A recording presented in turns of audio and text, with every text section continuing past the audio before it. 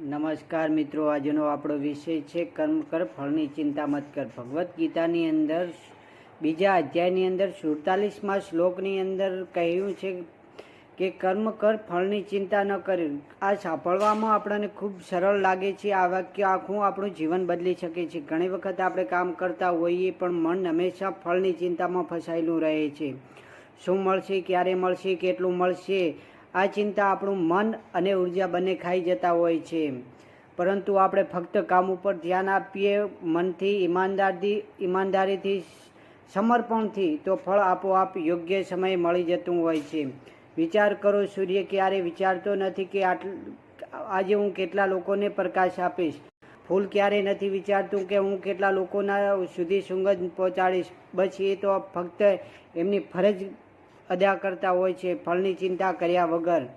સફળતા અને નિષ્ફળતા તો એ સમયની વાત છે, પણ પ્રયત્ન કરવો એ આપણો ધર્મ છે. તો આજથી જ એક નિર્ણય લ્યો, હું મારી દરેક ક્રિયામાં શ્રેષ્ઠ આપીશ. શું ફળ મળે એની ચિંતા નહીં કરું, કારણ કે મને વિશ્વાસ છે ભગવાન હંમેશા યોગ્ય સમયે ફળ આપશે. યાદ રાખો, જ્યારે આપણે કર્મોમાં વિશ્વાસ રાખીએ છીએ ત્યારે સમય આપણું ભાગ્ય આપોઆપ લખી દે છે.